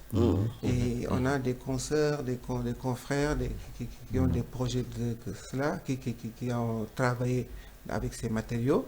Et ça, c'est à saluer aussi. Hein. Oui, c'est-à-dire aujourd'hui, bon, moi, en fait, aujourd'hui, pourquoi je viens sur ces thématiques que tu viens de parler, l'architecture avec des matériaux locaux qui peuvent servir dans notre architecture bioclimatique et autres. J'ai toujours salué l'exemple des Mauritaniens qui travaillent beaucoup avec des formes arrondies et puis qui essayent d'intégrer aussi un design, des trucs comme ça pour s'adapter par rapport à leur environnement. Mais aujourd'hui, le BTC, oui, on l'utilise, il y a Kéré, il y a d'autres qui l'utilisent, tout ça là, mais n'empêche que le béton est là, on ne peut pas s'en partir parce que aussi, si on a l'espace qui ne peut pas continuer à s'étendre, on est obligé d'aller en verticalité. Et ça, actuellement, ce qui nous donne le moyen de pouvoir le faire, c'est le métal ou le béton. Il n'y a pas autre chose. Même si on dit qu'on a une architecture de terre, on peut peut-être faire avec, mais arrivé à un certain niveau, on est bloqué. Mais ce qui est intéressant dans ces matériaux que tu viens de dire, c'est l'aspect bioclimatique. Oui. C'est-à-dire ce sont des matériaux qui peuvent contenir la chaleur. On peut construire même en laissant aussi des tampons. C'est-à-dire laisser des vides entre la gestion pour faire que thermique. Mais tout dépend des moyens qu'on y met. C'est-à-dire le maître d'ouvrage aujourd'hui, si quelqu'un lui dit, comme si voilà, je donne l'exemple du musée de Serigne Touba. Il y a un qui vient qui dit, pourquoi on a fait ça entièrement en béton armé? Est-ce qu'on ne peut pas faire ça en parpaing? J'ai dit, mais attendez, vous faites un musée pour vous ou bien pour le faire des siècles à venir? Et si vous faites un musée en briques, mais si vous devez avoir une coopération avec la Turquie, parce que le musée du prophète, on vous dit, on vous prête des œuvres. Mais les gars, quand il analyse tout de suite le musée là, la fiche technique, il va te dire non, on ne te prête pas des œuvres. On ne te le prêtera pas. Donc il faut, on est local, mais il faut aussi se mettre dans les standards typologiques, avec les normes qu'on doit respecter aussi. Même si localement on doit faire, comme tu dis, on peut industrialiser, mais il y a un processus pour mettre tout ça en place. Voilà. Et même dans la solution du logement social, cette construction à la verticalité peut combiner à la fois la structure métallique et béton. Et en tant que concepteur, en tant que professionnel, voir dans quelle partie du bâtiment on pourrait aujourd'hui choisir de mettre la brique en terre cuite ou bien quelques autres matériaux bioclimatiques pour un peu agencer l'intérieur du bâtiment. Voilà. Ça, c'est très favorable aux constructions en hauteur, quoi. Ouais. Bon, Aline, je pense que toi, tu es dans le milieu artistique et puis tu voyages beaucoup. Hein? J'ai vu que tu parles souvent, tu représentes l'État ou bien ton nom propre. Tu travailles. Maintenant, qu'est-ce que tu penses réellement de l'art, l'expansion de l'art en Afrique, ici, surtout au Sénégal, quoi, par rapport à ceux qui font l'art aujourd'hui, les artistes. Les artistes, oui, l'art contemporain, si on peut dire. Moi, je pense que au Sénégal, d'abord, lorsqu'on parle d'art contemporain au Sénégal, on pense à la Biennale de Dakar, c'est évident. C'est une plateforme, c'est une très belle plateforme qui existe depuis 30 ans, presque, et qui permet quand même de pousser la création et la créativité africaine. Et aussi, effectivement, il m'arrive de sortir en dehors du Sénégal, de voir ce que font les autres. J'ai été commissaire de projet d'exposition, par exemple, les dernières rencontres internationales de peinture de Ouagadougou. J'ai eu à faire 2 éditions en tant que directeur artistique, par exemple. Et j'ai aussi fait des choses avec d'autres structures à Brazzaville, par exemple, voilà, à Bamako, etc. Mais en bref, ce que je retiens aujourd'hui, c'est que nous sommes dans un mouvement artistique qui avance, c'est vrai, mais qui n'a plus la hargne, à mon avis, la notoriété des années Senghor. Pourquoi? Moi, je n'étais pas là. Je n'étais pas là pendant les années Senghor, mais j'ai lu tellement de choses qui m'ont séduit, en fait, sur comment cette vision, cette dynamique artistique était encadrée, accompagnée. Voilà. Je vous donne juste un exemple. Oui, nous y compris. Voilà, à la dernière Biennale de Venise, par exemple, on a dit que le Sénégal était à la Biennale de Venise, mais le Sénégal n'y était pas. Je suis désolé de le dire. Non, c'était pas. On peut pas dire, parce qu'on peut pas dire. Il y avait un artiste sénégalais à la Biennale de Venise, d'accord, mais c'était pas le Sénégal. Si vous connaissez bien la Biennale de Venise, comment elle fonctionne, c'est des appels à candidature qu'un État organise en interne pour choisir un commissaire chargé d'amener des artistes d'un pays à la Biennale de Venise. C'est un pavillon d'un pays.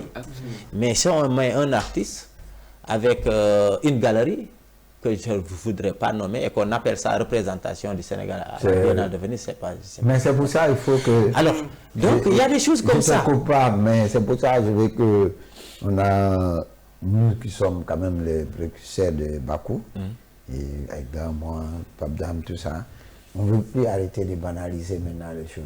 Dire que, oui, comme tu viens de dire, oui, non, c'est ça le Bakou, parce que voilà, un bâtiment, ça c'est tout. Non, on est vraiment dans une autre approche. Oui, c'est une... Cette approche que tu dis là. Elle est holistique. Voilà, c'est une approche holistique. C'est comme l'école de Dakar, en fait. Et puis, avec le soutien, de Dakar, par exemple. Avec le soutien quand même de l'État, parce qu'on a beau faire les choses. De tout le monde. Mais maintenant, c'est-à-dire le Bakou va passer un mouvement.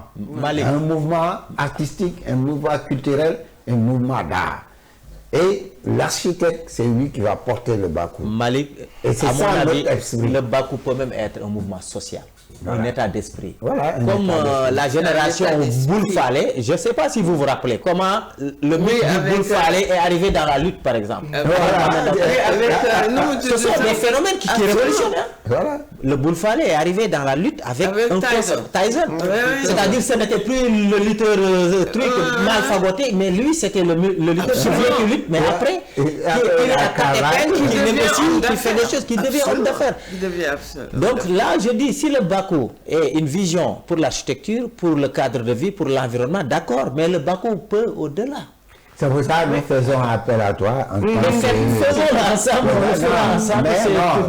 C'est au niveau de ton ministère pour quand même vendre cette affaire.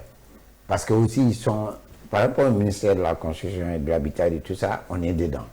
Mais chez vous, on n'a pas cette approche encore. Faites l'approche, venez faire la connexion. On va faire l'approche, mais déjà, il faut que cette émission, que le ministre écoute. Oui, moi je vais transmettre. En tout cas, mais faites la connexion aussi. On va faire la connexion. Voilà. On a écrit déjà, parce que tu m'avais conseillé d'écrire au ministre. Ça a été fait. Moi, j'ai la décharge ici. C'est très bien. Le président l'a fait, le courrier est fait, c'est envoyé. Maintenant, il faut qu'on ait une approche avec vous et puis voir comment. Et même par rapport au symposium, tous les ministères ont été invités à Voilà, c'est ça. Maintenant, lors de ce symposium, aussi comme il dit, moi je serai. Quelle date le symposium? C'est le 22-23. Maintenant, je serai chargé. Du 22 au 24 mai. Bon, maintenant, pour ne pas couper, on a parlé de la Biennale d'art de Dakar, tout ça là, mais il y a la Biennale aussi de l'architecture qui va se préparer en 2026. Bon, on est en train de réfléchir sur ça. Mais je pense que ça serait bien, comme la Biennale d'art a bien réussi, parce que les gens se sont appropriés la Biennale d'art de Dakar, parce que c'est surtout les artistes étrangers qui viennent montrer. Les artistes localement, souvent beaucoup ont boudé quand même. On ne sait pas pourquoi ils ont boudé la Biennale de Dakar, mais ils voient que cette Biennale les a arrachés et c'est parti. Nous, si on ne fait pas attention, le concept Bakou, c'est d'autres qui vont le prendre. Non, je pense qu'on va beaucoup travailler. Parce que les artistes, eux, ils sont faits, là, la Biennale d'art, maintenant, c'est récupéré. Ce n'est plus les artistes sénégalais que tu vois là-bas en plein. Et ça, il faut qu'on fasse attention à ça. Maintenant, pour revenir à ça, je voulais dire que, bon, il faut quand même faire le plaidoyer, il faut qu'on arrive quand même que le ministre puisse nous écouter de la culture, parce qu'on parle de culture depuis tout à l'heure. Donc je pense qu'il faudrait qu'ils nous écoutent et qu'on fasse avec eux aussi. En tout cas, hier, vous avez passé une belle après-midi avec elle. Et vous venez de le dire, vous êtes rassuré véritablement d'avoir entendu une personne réceptive. Faites la démarche, formalisez, et puis je pense que... Il y a une chose qui s'est passée hier. Elle a dit, elle a pris la parole, elle dit oui, je prends la parole, je parle tout ça, moi en tant que ministre. Après, il y a le coordinateur Serine Chérif, mais après, c'est l'architecte. Mais c'est important. Elle n'a donné la parole à personne. Quand même Serine Chérif a parlé, Après qu'il ait retendu le micro, il a pris le micro et me l'a donné. Et quand j'ai fini de dire, elle dit, c'est parce que même on n'a pas le temps, mais le projet est beaucoup fluide que ça. Parce que j'ai déjà vu lors du Magal que l'architecte m'a présenté la maquette, tout ça. Et on aura l'occasion, et l'architecte de venir avec la maquette et tout ça. Donc c'est une ministre. Oui, Malik, je te propose, hein, je le dis, parce qu'il faut le faire. Et c'est pas peu de le dire, il va falloir faire un musée pour Serigne Touba, si même au-dessus de comment je veux dire, du ministère de la Culture, de nous les architectes, c'est quelque chose de fondamental par rapport à nous, à notre vie. Et sachant effectivement, le mouvement Bakou, le mouvement Bakou, mais c'est ça, c'est aussi ça, c'est aussi ça, et de manière avec beaucoup plus, donc il est important, le patrimoine, les figures du patrimoine. Et il est important, on va faire une émission, et je le dis aujourd'hui, mais pas ici, peut-être ailleurs, et parler, et donner l'occasion de parler. C'est vrai que on a le musée des civilisations, mais c'est pas nous.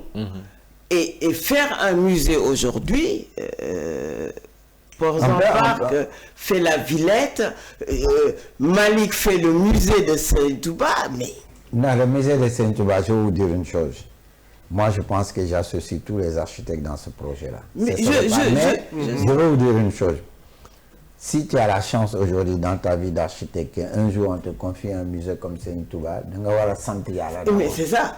Parce que c'est figé dans le temps, c'est figé dans la vie. Parce que rien serait-ce que l'architecte qui a fait la mosquée de Diourbel, un siècle après, on retrouve lui-même, il avait fait des photos qu'il avait gardées avec sa petite famille, et que ces gars sont partis mettre ça en inventaire chez un brocante, quelqu'un prend et ça devient.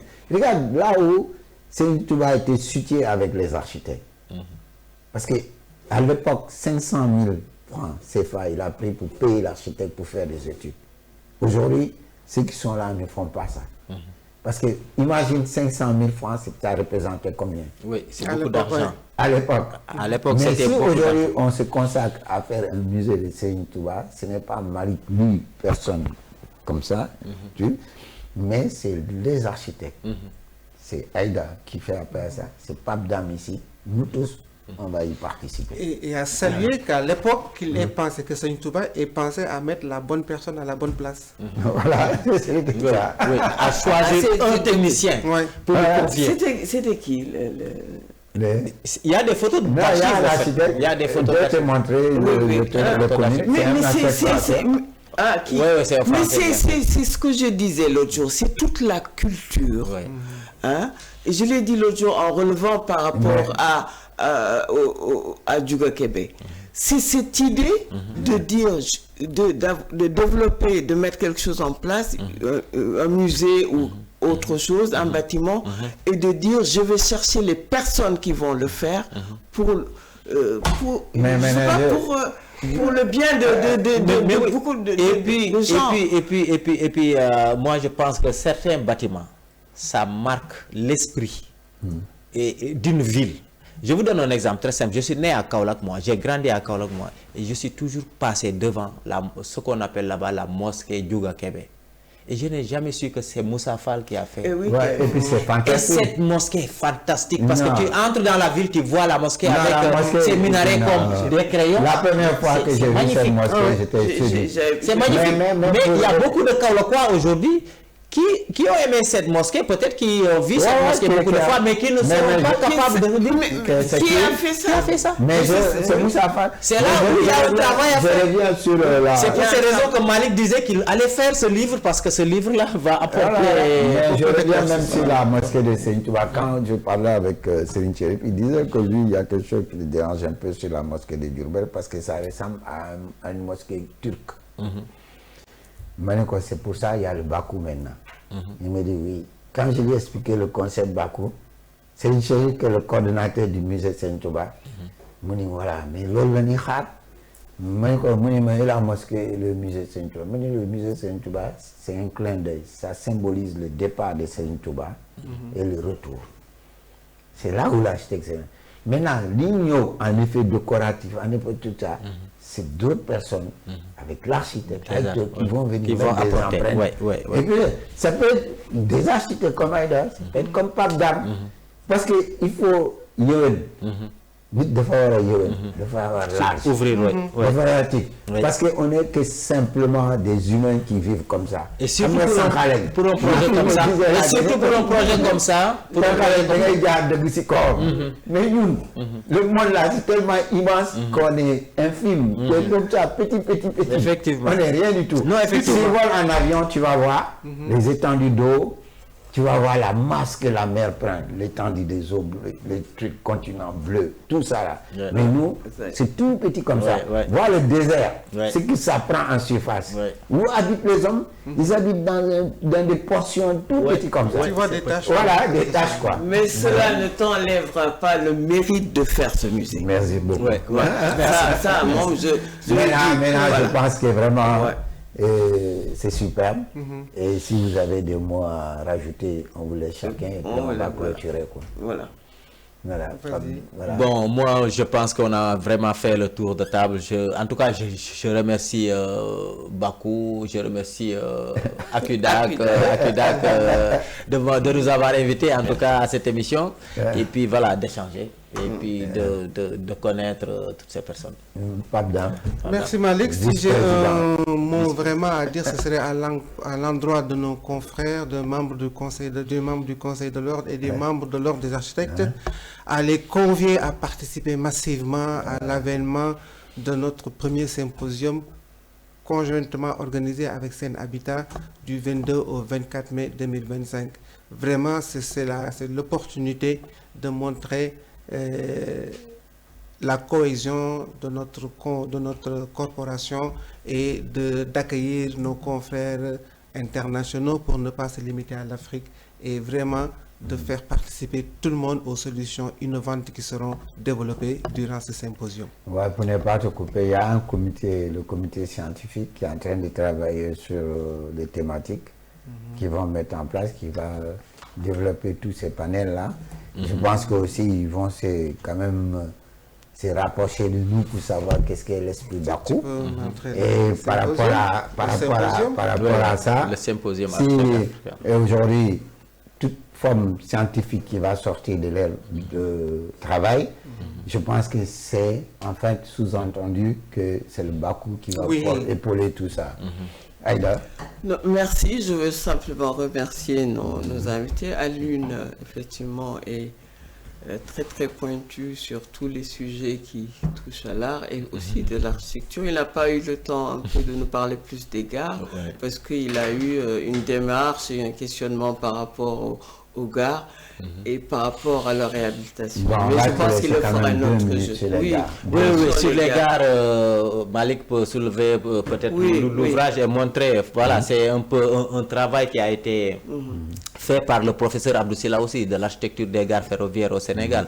Moi, je disais que tout simplement que à travers chaque gare, voilà, c'est toute une histoire d'une ville.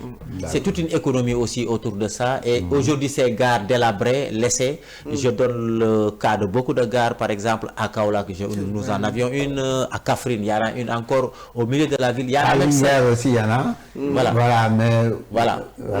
en a même certaines gares qui se retrouvent aujourd'hui avec le nouveau tracé urbain en pleine brousse, donc voilà, qui sont perdus parce que le tracé urbain mais ce chemin-là, moi je trouvais ça fantastique. Voilà, donc c'est des choses. Quand tu regardes l'organigramme, c'est tous des gares. Voilà. Ça peut constituer des musées. Voilà. Oui, ça peut faire beaucoup de choses. Ça peut faire des musées, ça peut faire des villages d'art, des bibliothèques, des centres d'artisanat. Voilà. Il y a même en Guinée, on a fait avec la Banque mondiale des bibliothèques de proximité. Ça peut faire beaucoup de choses. Avec la Banque mondiale. Alors, ça, les ça bibliothèques aussi. de proximité Voilà. dans chaque... Puisqu'il y a maintenant un nouvel essor. Maintenant, on laisse à l'État de leur dire que voilà des idées Voilà, qu'on peut voilà, mettre en voilà. place. Et le BACO est là pour les Voilà, accompagner. pour les accompagner. Merci Voilà. beaucoup et on est trop Merci. fiers. Ça y est, c'est fini. Non, je voulais remercier aussi Papa. Voilà, vas-y. Merci Papa, vraiment, de sa démarche. Et relever le côté. Parce qu'on pense toujours, moi, la question c'est, l'architecte, il fait quoi? Mais il fait tout. C'est une question d'échelle. On repense la ville qui est à grande échelle, on va vers le détail et continue jusqu'au détail du mobilier et tout cela. Ah, Je voudrais saluer On ça. n'a pas parlé, mais Oui, on en a pas parlé. Mais de toute façon, Ça serait- ça... Merci en tout cas. Fingani. Et merci Malik. Aujourd'hui, c'est Malik, l'architecte du musée de Serigne Touba. Musée de Serigne Touba. Et lui aussi, Machallah. il redistribue le travail. Voilà, il veut nous, mais c'est lui, Voilà. c'est lui aujourd'hui. Mais c'est beau. Merci. Félicitations.